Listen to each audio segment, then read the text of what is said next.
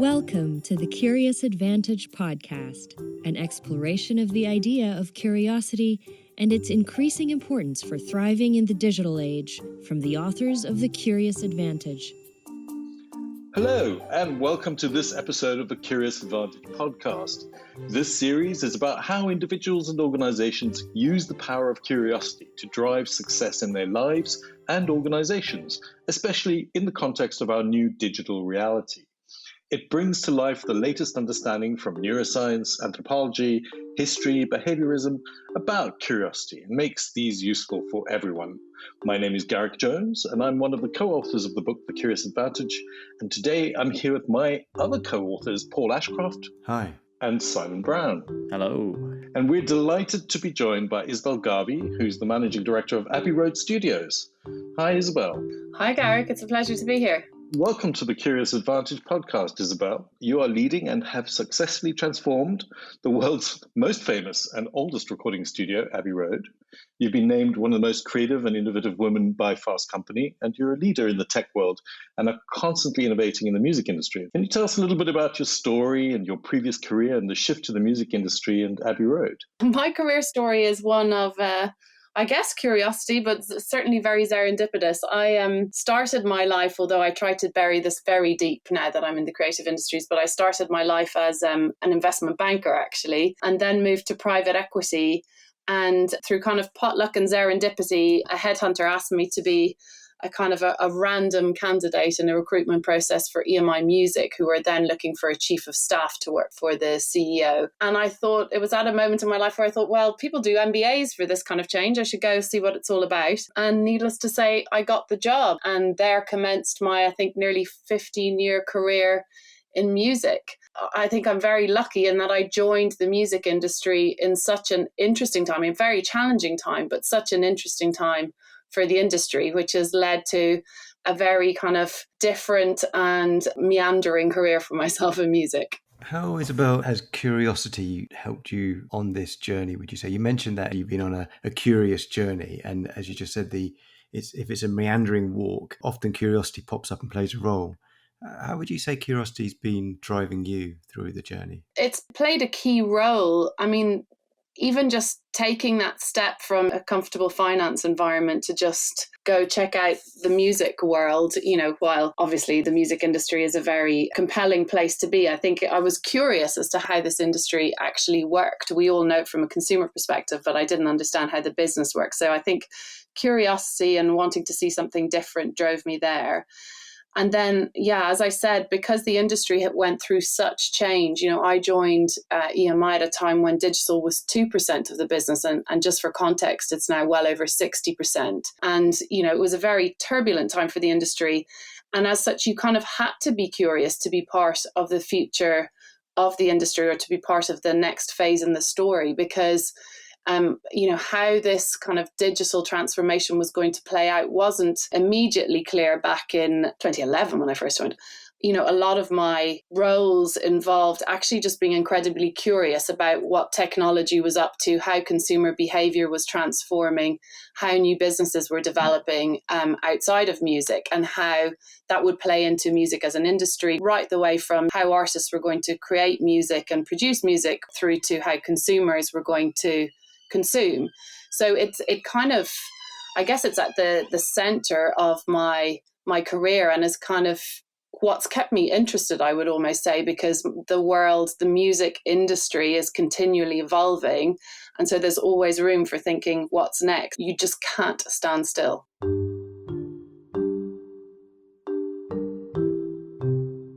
Could we talk a little bit about the studios itself at Abbey Road? I'm sure many of our listeners have at least heard of it, world famous place as it is, but that comes, I imagine, with some pressure as well to maintain not just the quality and the reputation of what is an amazing brand, but as that also migrates and deals with the new digital reality and the change in music.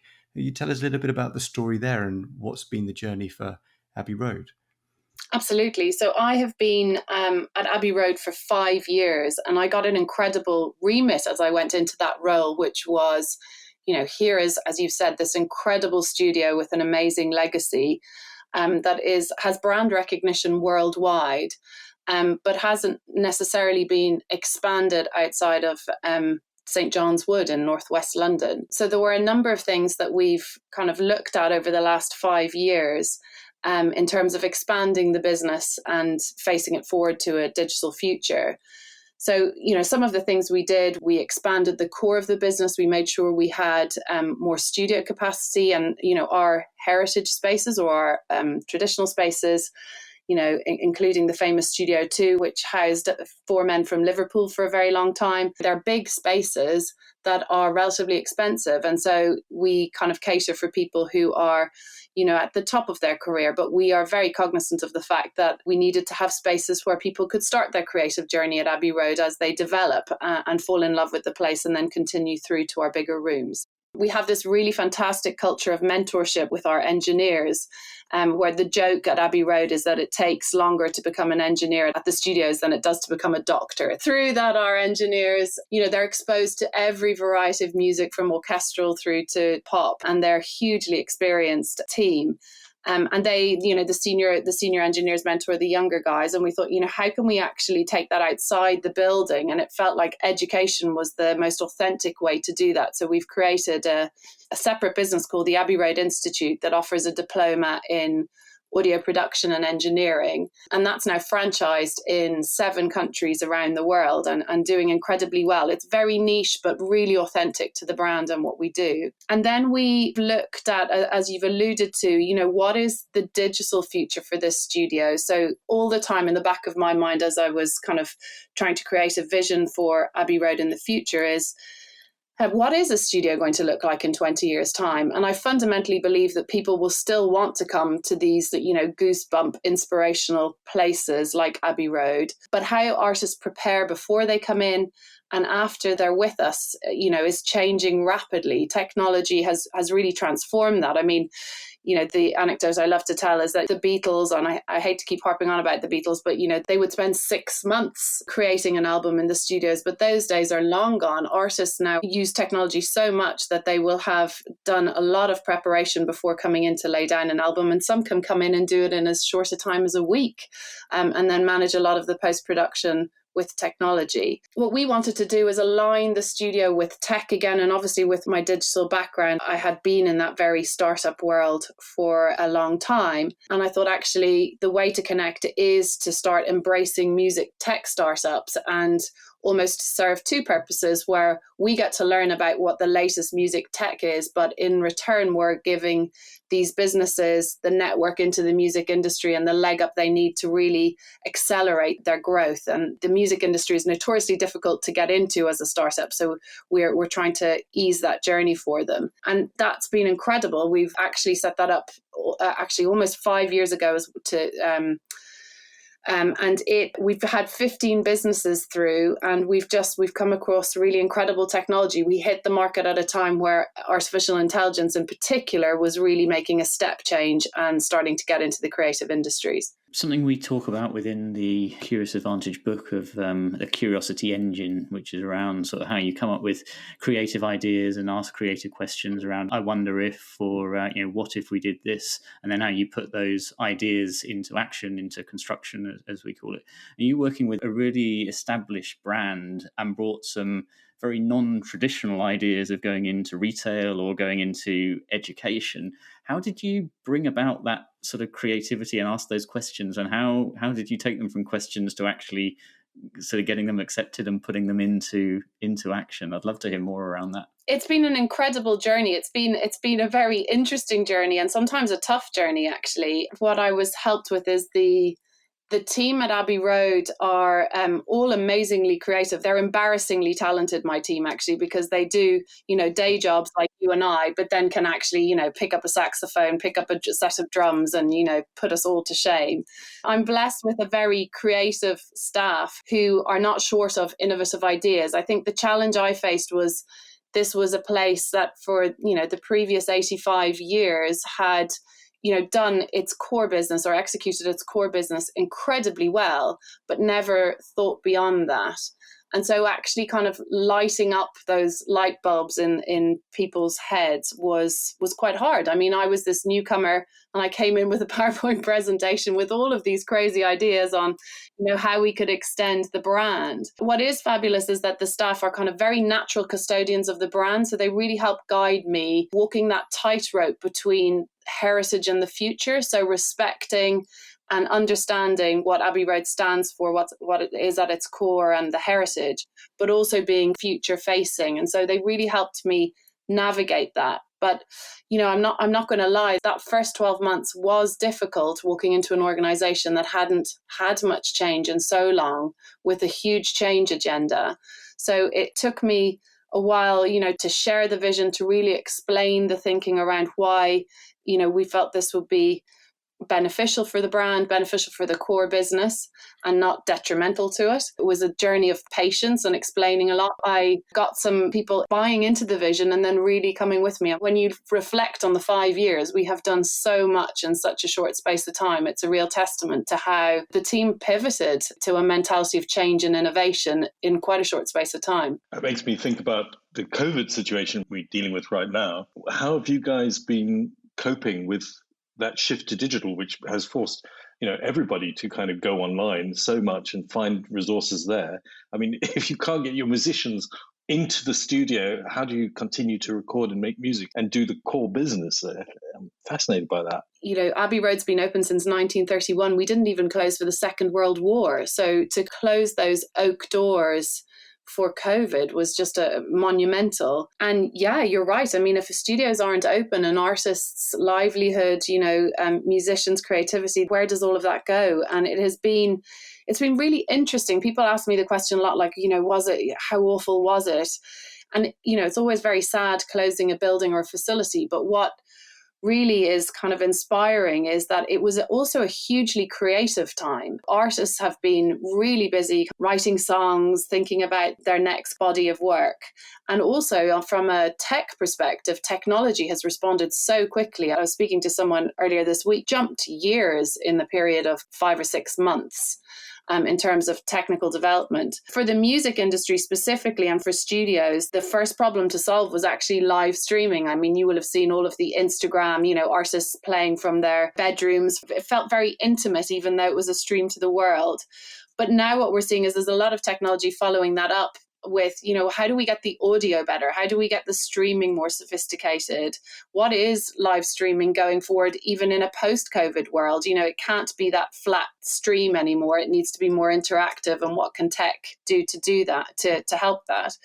And then from a core studios perspective, in terms of music production, there are a swathe of services that have kind of popped up or rather accelerated their pipeline over the period that are looking at how we would do remote recording. So you can set up in your bedroom effectively and have an engineer, hopefully an Abbey Road engineer at the other end of the line, actually producing and engineering your session. So there's been a flurry of activity, particularly in those two areas, which is brilliant. We are looking now at how we actually start to integrate that into our base business. So that's my challenge over the next kind of 12 months is to actually, turn that into real business. You're listening to the Curious Advantage podcast, inspired by the book The Curious Advantage, written by Paul Ashcroft, Simon Brown, and Garrick Jones. Subscribe to the podcast today. This innovative idea of bringing in the tech innovators, does this all link to what you've been doing there?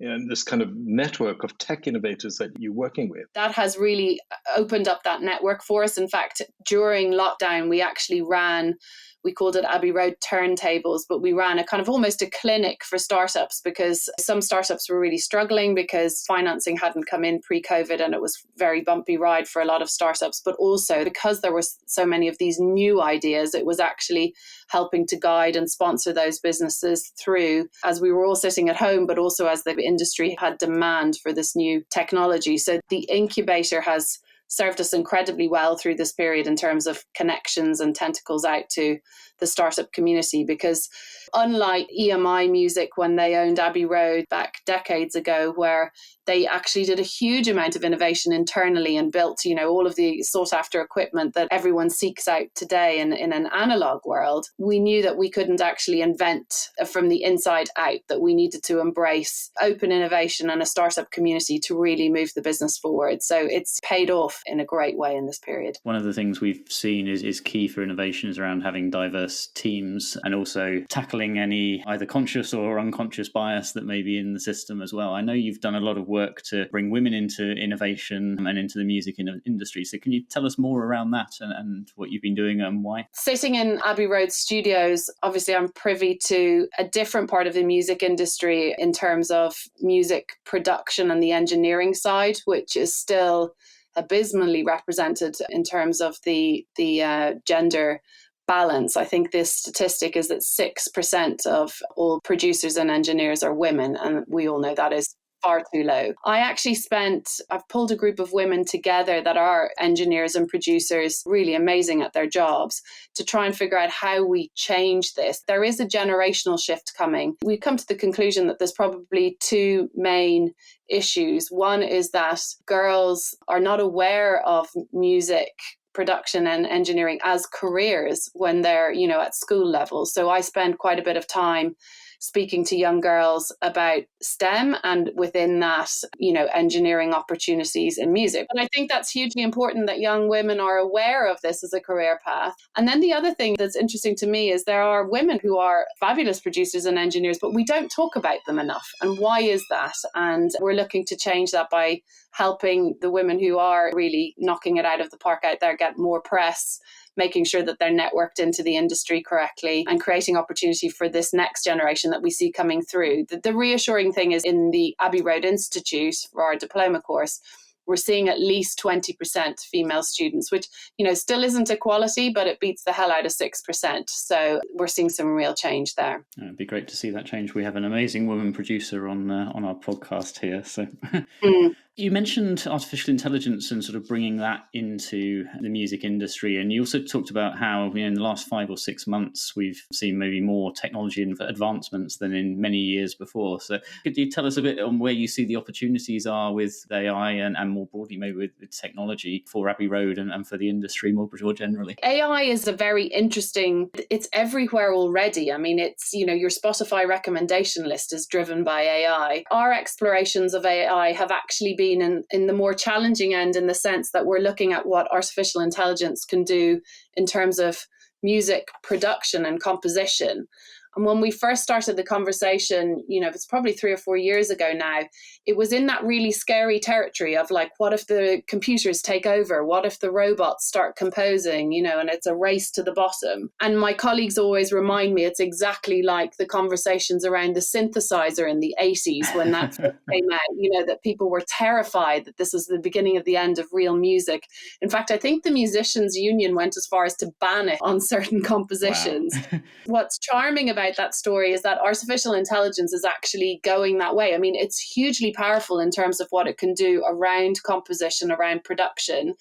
But it's actually, we're seeing artists and we're seeing the creative community embrace it as a creativity enhancer, right? So we had, if I give you a few examples, we had one AI business in our incubator that was an intelligent microphone, let's put it that way, where you could make a noise like your trumpet noise into the microphone and it would push a MIDI file out the other side. So you could effectively compose a whole track by just using your voice. And the CEO always says, it's using the one instrument you knew how to use since birth, right? So that kind of thing means that an artist use it in the studio and play with it, because it just means you can kind of compose or showcase your idea really quickly. And then the other one that's interesting, that's in the much more computer actually composing sector, is a business called LifeScore that we've recently incubated, where what they actually do is they record music by live musicians at Abbey Road or at any other studio. And then they have an algorithm that breaks that down to a cellular level. And then their clever AI is actually then adapt that music and create generative composition that moves with you as you move around your day. So it could be, could be music to sleep by. It could just be you're in your electric vehicle and the scenery's change. So the way AI is influencing music isn't this scary robots taking over. It's actually really enhancing creativity and creating new markets, which is really fascinating.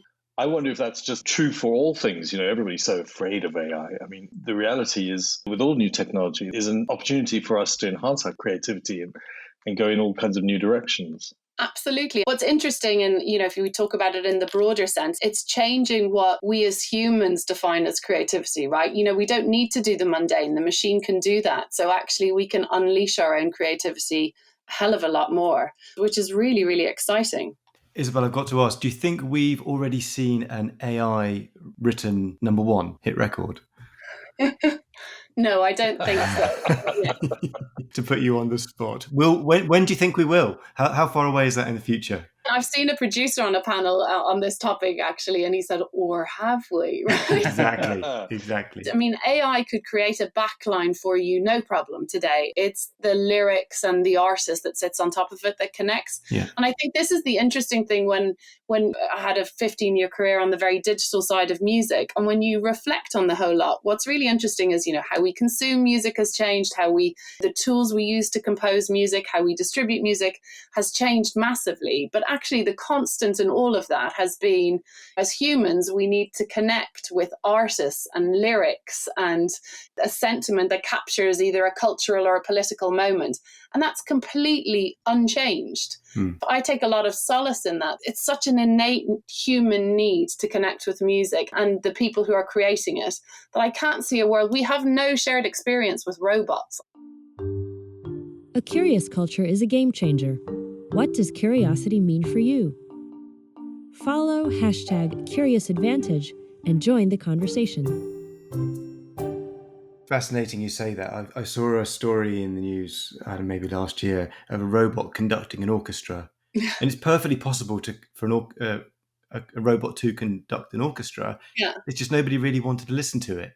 Yeah, exactly. I wanted to pick up on one word you've said a few times, which is about community. Yeah. And community is something that we talk about in the Curious Advantage, about one of the real building blocks of being curious and being successfully curious. So I'm curious about the role of community in Abbey Road, because as you say, it's a building with amazing studios and amazing people working within it. But as you've talked about, it's so much more than that, and possibly always has been, but it extends in so many different ways. Could you talk a little bit about how community is playing a role in helping Abbey Road and also the people who work there be curious? We have a huge advantage in that there is creative genius going on in our studios every day. So it's such an inspirational place. And therefore, our community or our staff and our team, what we're talking about in Corridors is those moments. So I think that kind of keeps the curiosity alive. And then the fact that I think we all now have quite a clear and shared vision of where the business needs to go, that we're at a place where the creativity that's happening in the studios every day is almost feeding ideation around business. So I was reflecting on this podcast, and I think if we're talking about curiosity, and again, let's not forget the bulk of my team are in studio creating music with all these amazing artists. And our job actually as a business is to remove boundaries or remove the confines of the normal world within the studio environment to allow innovation. And if you think about what artists are trying to do, they're trying to question the musical norms. They ask, why does it have to sound like that? What happens if I press that button? How do I create my own sound?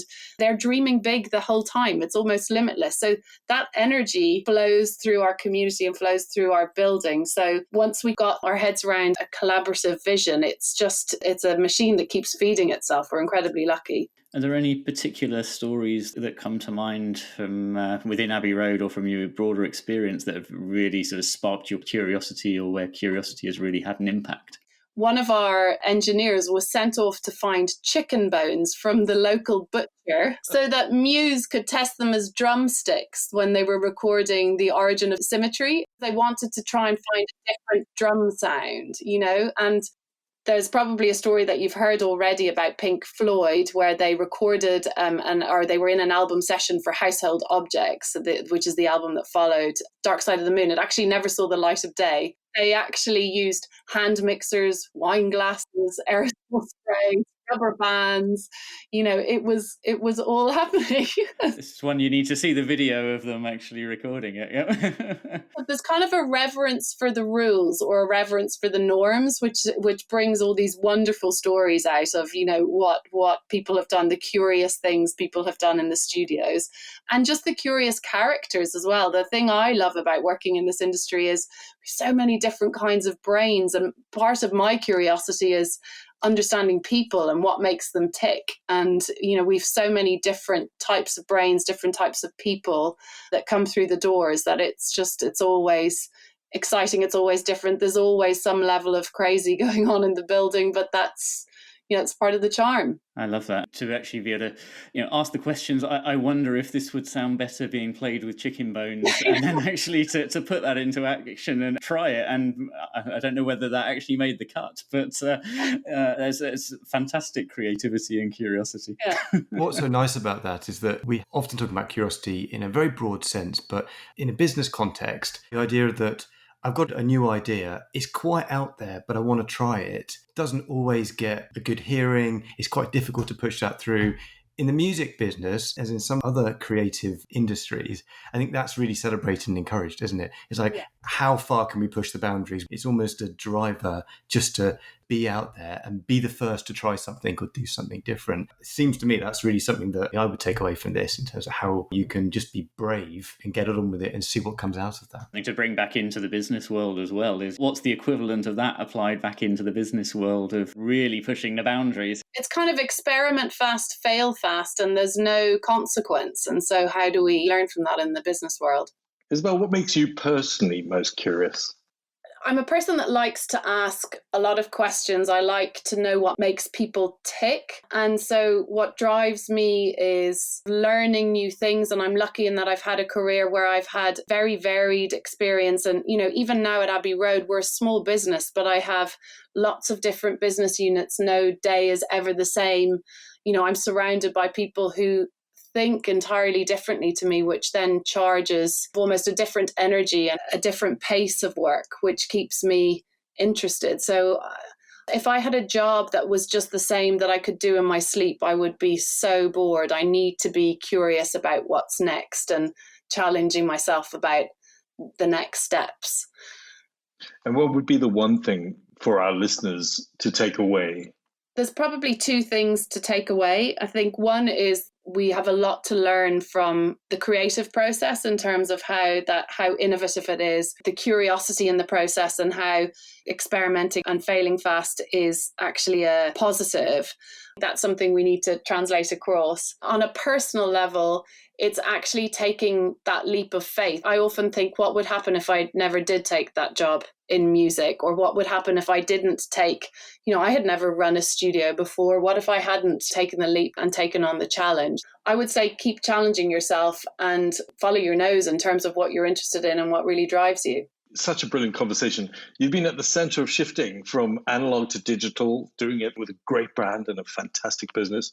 And the thing that really strikes me is that with all the shift to digital, it's humans and human diversity and human creativity that remains at the center of it all, whether it's digital or analog. It's still there. It's still important. The other thing I'm really struck by is how you've taken the business of Abbey Road and the digital business. It makes the entire brand so much bigger than just a building with fantastic history and amazing facilities. Business goes in so many different directions, from your incubators to your networks of people to bringing women in, your learning programs and so on. It's just amazing and fascinating.